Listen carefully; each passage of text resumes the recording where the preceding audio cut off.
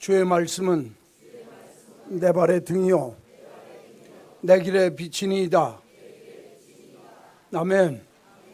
이 말씀이 여러분 삶의 자리에 하나님의 빛이요 인도자요 등불되는 역사가 있기를 간절히 소원합니다. 오늘 주시는 하나님의 말씀 시편 제73편 21절 말씀부터 28절까지입니다. 시편 73편 21절 구약성경 855쪽입니다. 21절 내 마음이 산란하며 내 양심이 찔렸나이다. 내가 이같이 우매무지함으로 주 앞에 짐승이오나 내가 항상 주와 함께하니 주께서 내 오른손을 붙드셨나이다. 주의 교훈으로 나를 인도하시고 후에는 영광으로 나를 영접하시리니 하늘에서는 주 외에 누가 내게 있으리요 땅에서는 주밖에 내가 사모할 리 없나이다. 내 육체와 마음은 쇠약하나 하나님은 내 마음의 반석이시오 영원한 분깃이시라. 무릇 주를 멀리하는 자는 망하리니 음녀같이 주를 떠난 자를 주께서 다 멸하셨나이다. 하나님께 가까이함이 내게 복이라. 내가 주 여호와를 나의 피난처로 삼아 주의 모든 행적을 전파하리이다. 아멘. 오늘은 읽어드린 말씀 가지고 살펴봅시다. 그런 제목으로 잠깐 말씀드리겠습니다. 사람이 사람다울 수 있는 이유는 한 가지입니다.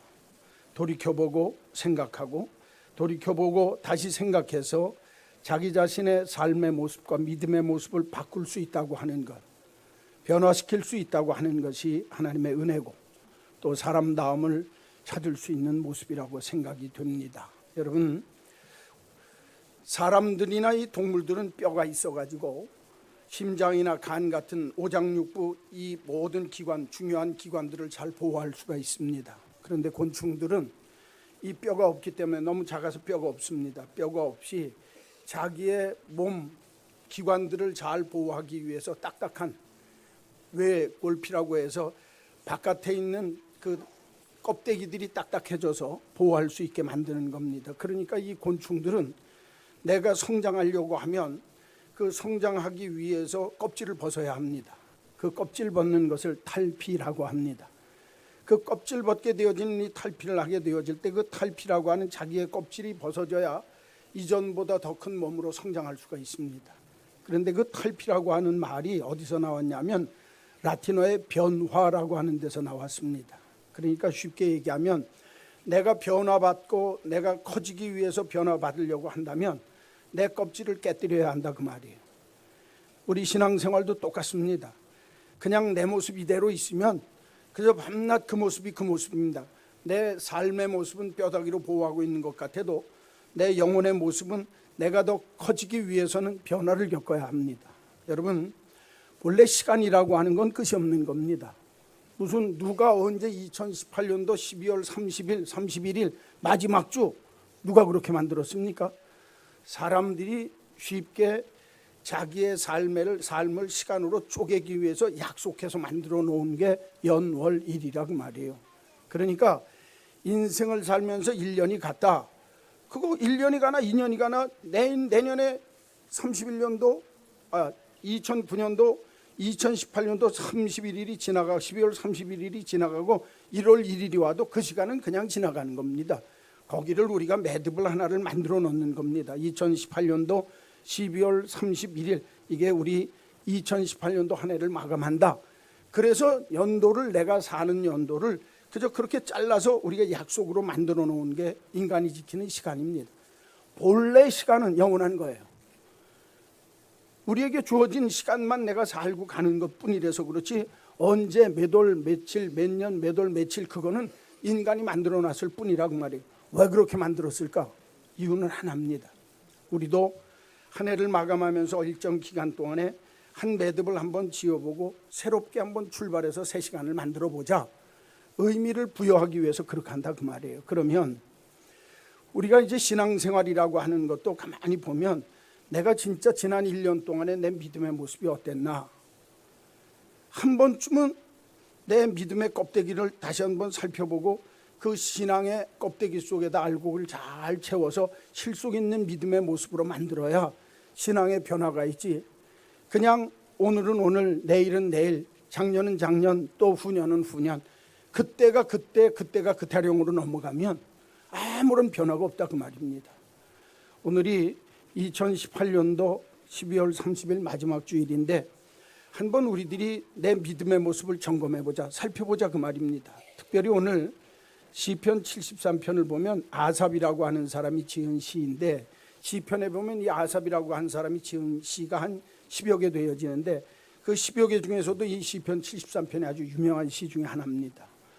자기가 인생을 살면서 가만히 보니까 세상이 너무 불합리하다는 거예요. 모순이 많다는 겁니다. 오히려 못된 짓 하는 사람들이 눈이 나오고 기름진 얼굴이 막 피둥피둥해지고 좋은 옷을 입고 막 멋지게 산다 그 말입니다.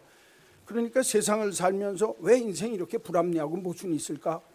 나는 하나님 믿는다고 하면서도 왜 내가 사는 인생이 이렇게 괴로울까? 그래서 삶을 사시면서 괴로움 당한 분들이 시편 73편을 읽으면 마음에 큰 위로를 받을 수가 있습니다. 그러니까 자기가 믿음 생활을 한다고 하는데 왜 나는 인생이 이렇게 고달플까? 가만히 보니까 내 삶이, 내 마음이 쓰라리고 내 삶의 창자가 끊어지는 것 같은 고통스러움이 막 있는데 딴 사람들은 잘 먹고 잘 입고 사는 것 같다 그 말이에요. 왜 내 인생만 이렇게 씁쓸할까, 고통스러울까?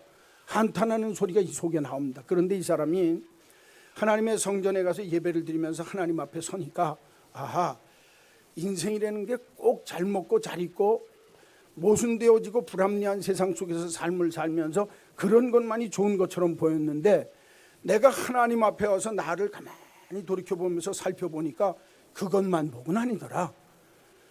그 외에 이런 것들도 내가 살펴보니까 하나님 앞에 진짜 이런 문제를 잘 살펴보면서 인생을 살아야 그게 인생이지. 세상 살면서 기름지게 막 먹고 눈이 튀어나오고 막 옷을 잘 입고 이렇게 하면서 사는 것, 그것만 잘 사는 거라고 생각되는 건 뭔가 잘못됐구나. 그러면서 자기의 삶을 살펴보는 모습이 오늘 성경 속에 있습니다. 그래서 오늘 이 말씀을 통해서 우리들이 어떤 모습을 한번 살펴볼까? 아삽을 통해서 가르쳐주는 거, 어린 동무들도 있으니까 짧은 시간에 세 가지만 제가 짤막짤막하게 말씀드리겠어요. 첫째, 성경 보세요. 21절에서 24절입니다. 내 마음이 산란하며 내 양심이 찔렸나이다. 내가 이같이 우매무지함으로 주 앞에 짐승이오나 내가 항상 누구와 함께하니? 주와 함께하니 주께서 내 오른손을 붙으셨나이다. 주의 교훈으로 나를 인도하시고 후에는 영광으로 나를 영접하십니다. 지금 읽은 성경이 어렵게 번역이 되어 있어요. 제가 쉽게 번역하겠습니다. 내 마음이 산란하며 내 마음이 쓰라리고 내 양심이 찔리는 것처럼 내 창자가 끊어지는 것처럼 힘들고 고통스러울 때에도 나는 우매무지 아무것도 알지 못하고 미련해서 주님 앞에 꼭 짐승과 같았습니다.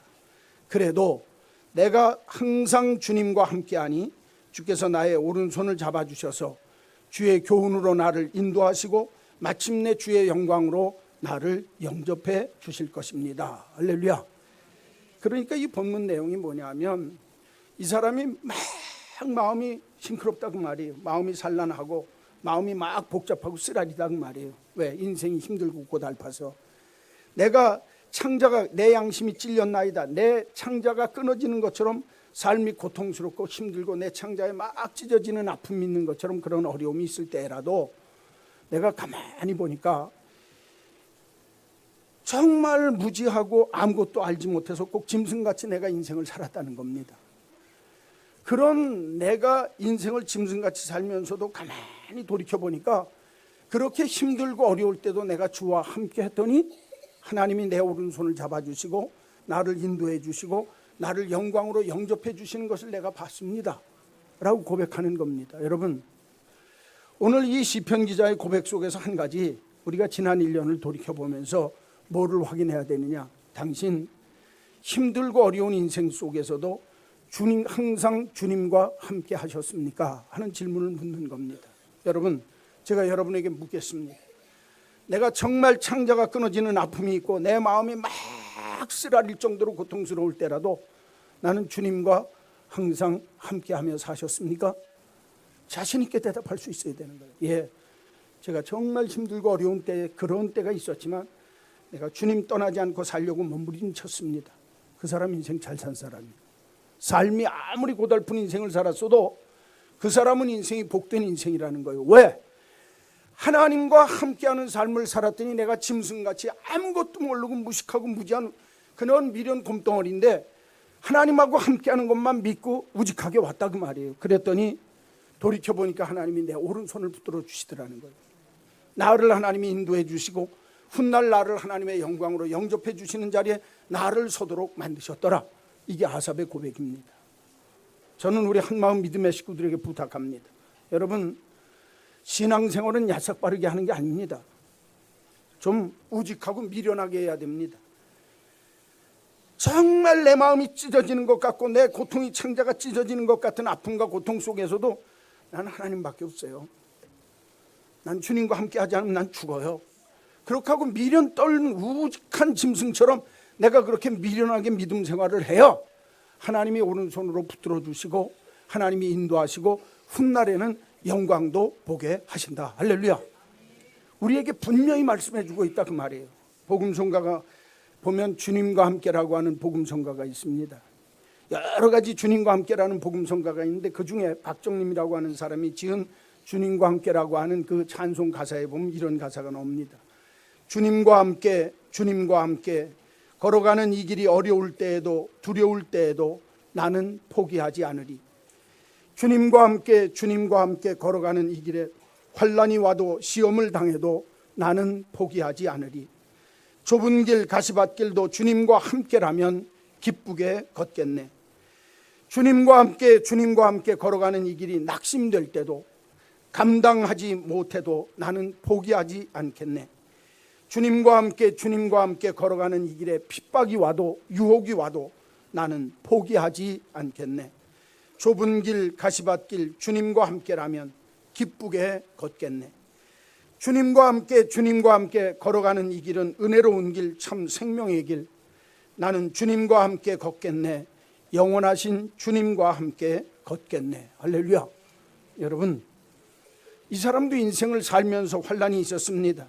시험도 당했습니다. 낙심도 됩니다. 감당하지 못할 때도 있었습니다. 그러나 주님과 함께 걸어가야 내가 이 길을 걸어갈 수 있고 그 길을 미련한 우직한 짐승처럼 아무것도 알지 못하는 미련하고 우매무지한 짐승처럼 나는 그래도 미련하게 이 길을 가야 되겠다.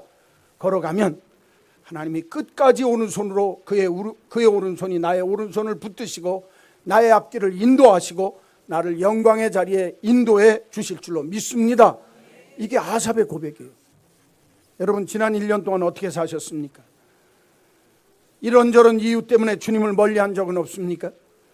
내가 주님을 따른다고 하면서 좋을 때는 따르고 미련하고 어리석어서 하나님 앞에서 정말 내가 하나님 삶의 자리에 어려움이 있고 고통이 있고 환난이 있고 핍박이 있고 여러 가지 시험거리가 있어도 나는 이 미련한 길이지만 이 길을 가겠습니다.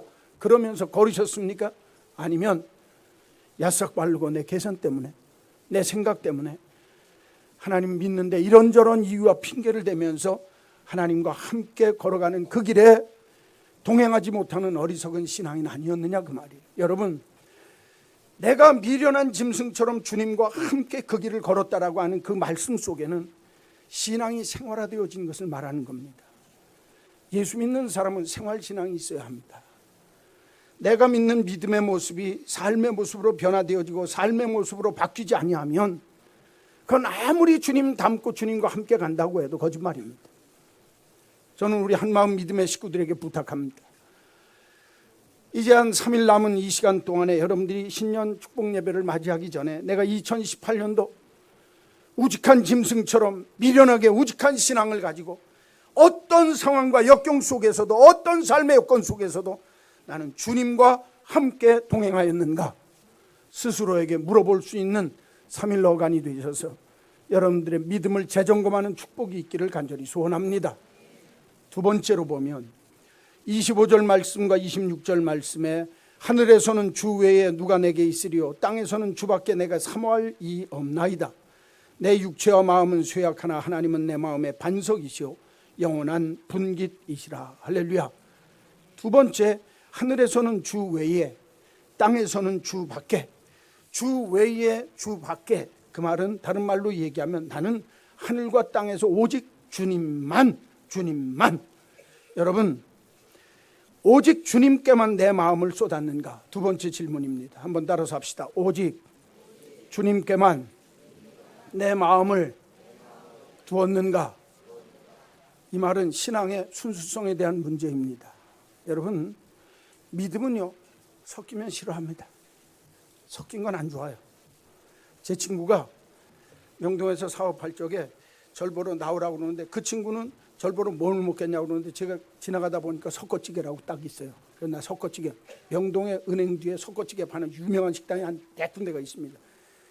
이거 뭐 잡탕이니까 뭐 맛있겠지. 가니까 거기 오징어도 있고 돼지고기도 있고 뭐 별거 다 들어있어요. 햄도 들어있고 거기 막 라면 사리도 집어넣어주고 셋이서 가서 실컷 먹는데 제가 막 맛있게 먹는데 제 친구가 저한테 한 소리가 뭐냐면 우린 이거 안 먹는데요. 아니 데리고 가놓고 안 먹어요. 그래서 제가 왜 안 먹냐 그랬더니 우리는 국밥을 먹어도 말아주는 국밥은 안 먹고 따로 국밥을 먹고 5가지 잡탕 섞어 먹는 것보다는 차라리 한 가지 먹는 게 낫다는 거예요. 가만히 생각을 해보니까 이거 섞어 먹다 보니까 맛을 모르겠어요. 이 맛 저 맛 다 섞여가지고. 그래서 그 다음번부터는 친구한테 가면 뭐 먹을래? 그럼 칼국수. 그래서 명동 칼국수 가서 먹는 거예요. 하나 먹는 게 낫다 이거예요. 섞어 잡탕찌개 안 먹고. 하나님이 제일 싫어하는 게 이스라엘 백성들을 야곱에 보내놓고 애굽에 있는 신들하고 잡탕되어지는 걸 제일 싫어했어요. 예수 믿는 사람은요, 어떻게 예수 믿어야 되냐면 하늘에는 주 외에 내게 누가 있으리요, 땅에서는 주밖에 내게 아무것도 없나이다. 오직 주님만 이렇게 믿어야 돼요. 그런데 예수 믿는 사람들이 섞어요.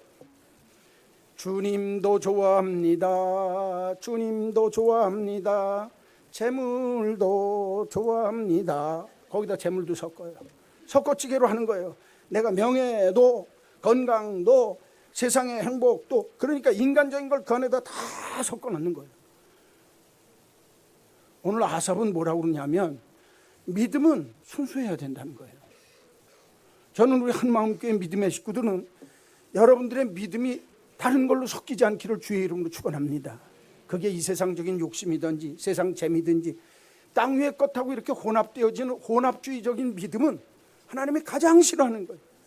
이 아삽이라고 하는 사람이 누구였냐면 다윗 성전의 성가대 대장이었어요. 그러니까 이 사람이 자기가 성가대 찬양을 해야 될 거 아니에요. 찬양을 해야 되는데 자기의 삶의 모습을 가만히 돌이켜보니까 좋을 때는 내가 이렇게 하고 하나님 잘 믿는 것 같았는데 세상에 못된 사람들이 잘 되어지고 나는 힘들게 살 때 가만히 보면 이거 진짜 하나님 믿는 거야? 그리고 내 믿음이 자꾸 세상하고 섞여 돌아가더라는 거예요. 그러면서 깨닫고 난 다음에 고백하는 게 뭐냐면 나는 하늘에서는 주밖에 누가 내게 있겠습니까? 땅에서는 주 외에 누가 나에게 있겠습니까? 나는 하늘과 땅에 오직 주님 한 분밖에 없습니다. 오직 주님입니다. 신앙의 순수성에 대한 문제를 강조하고 있다 그 말이에요. 여러분 신앙은요 섞이면 안 됩니다. 제가 이제 밖에 부흥회 예전에 부흥회 갔다 오거나 아니면 밖에 이제 노엘로 총회로 이렇게 갔다 오면 우리 아들 둘하고 딸들이 있는데 그놈들이 딱 제가 집에 들어오는 순간에 우리 애들은 어디 봐요? 어디 봐요? 어떻게 그렇게 잘 알아요? 왜 손 봐요? 뭐 사갖고 왔나. 근데 우리 집사람은 손 안 봐요. 우리 집사람은 어디 봐요? 어떻게 그렇게 잘 알아요? 이렇게 가르쳐줘서 얼굴 봐요. 그리고 내가 기분이 좋은지 잘 갔다 왔는지 그것만 보고 온 것만 해도 기쁜데 애들은 어디 보고 있다가 손 보고 있다가 빈손 들고 오면 에이 그러고 나가버려요. 이놈들은 마음이 딴 데 있어요. 애비한테 있는 게 아니라 누구한테 있어요? 여기에 있어요. 여기. 예수 믿는 사람은 그런 사람 많습니다. 주님한테만 오직 주님 이외에는 내가 바라지 않습니다. 그러면서도 그 외에 건더더기 그 외에 다른 것들 속에 세상 재물이나 세상 명예나 세상 지식이나 삶의 건강이나 내 땅 위에 육신적인 행복을 위해서 주어지는 모든 조건들도 주님 위에 주님 믿으면서 구한다 그 말이에요. 이게 불행입니다. 믿음은요 순수해야 돼요. 성경은 뭐라고 그러냐면 오직 주님만 바라고 주님만 기대하고 살면, 그 다음에 성경은 뭐라고 하면, 내 마음과 육체가 쇠잔하고 약해질 때라도 하나님이 내 마음의 반석이 되시고 하나님이 나의 영원한 분깃이 되셔서 그분이 내 삶을 풍성하게 하시고 그분이 내 인생의 밑바탕이 되셔서 나를 붙들어 주신다. 할렐루야. 가르쳐 주시는 거예요. 여러분, 이 문제는 신앙의 순수성에 대해서 질문하고 있는 겁니다. 지난 1년 동안 믿음에 섞은 것 있습니까? 나는 오직 주님 외에 다른 것, 이것도 저것도 부가적으로 붙임을 많이 붙여가지고 그게 없어서 나는 이래서 못하겠습니다. 그런 믿음은 안 된다는 겁니다. 한번 따라서 합시다. 오직 주님, 오직 주님. 하늘과 땅 위에 나는 이외에 그 무엇도, 그뿐 아니라 그 외에 다른 것이 있다 할지라도 나는 오직 주님만이라고 하는 믿음, 신앙의 순수성을 지키는 것이 하나님이 기뻐하는 믿음의 모습이라 그 말이에요. 여러분들에게 지난 한 해 동안 내가 오직 주님만이라고 하는 신앙의 순수성에 내가 혼탁해지고 섞여지고 내 믿음이 퇴락되어지고 퇴색되어지지는 아니했나? 남은 3일 동안 다시 한번 잘 점검하셔서 섞인 것 떨어낼 수 있는 믿음의 순수성을 회복하는 복된 기간 되시기를 주님의 이름으로 간절히 축원합니다. 마지막 셋째, 성경 보시면 무릇 주를 멀리하는 자는 망하리니 27절입니다. 음녀같이 주를 떠난 자를 주께서 다 멸하셨나이다. 한번 따라서 합시다. 하나님께 가까이함이 내게 복이라. 이건 외웁시다. 다시 한번 짧으니까 하나님께 가까이함이 내게 복이라. 뭐가 복이라고요? 하나님께 가까이 하는 게 내게 복이라는 거예요. 이게 아삽의 마지막 고백입니다. 여러분 여기 좀 보세요.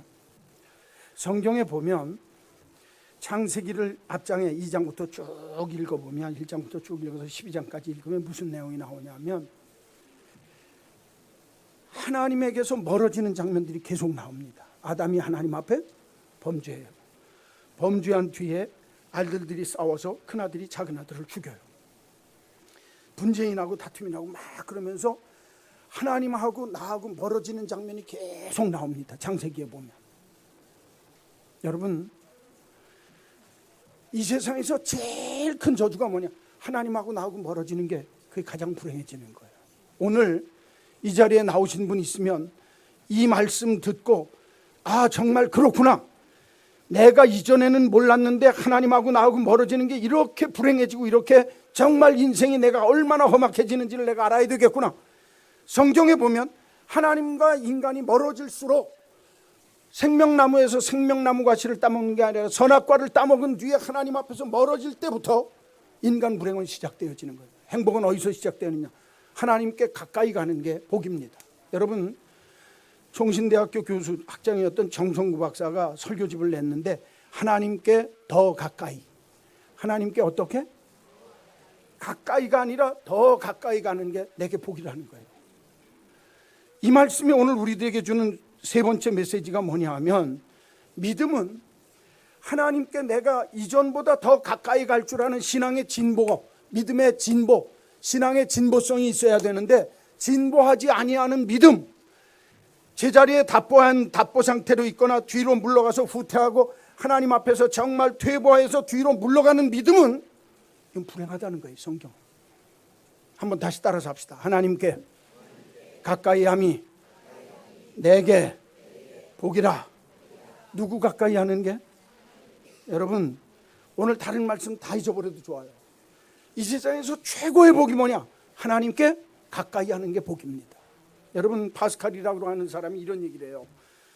하나님을 깨닫기는 어렵지 않지만 내가 하나님을 알고 하나님에 대해서 깨닫는 건 어렵지 않지만 하나님의 품에 안기는 것은 어렵다. 뭐가 어렵다고요? 하나님께 가까이 가서 하나님 품에 안기는 건 쉬운 일이 아니라는 거예요. 믿음 생활하는 사람들이 많이 믿음의 모습이 어디까지만 가냐면 하나님에 대해서 알아요. 아, 그분이 그래, 맞아, 그럴 거야.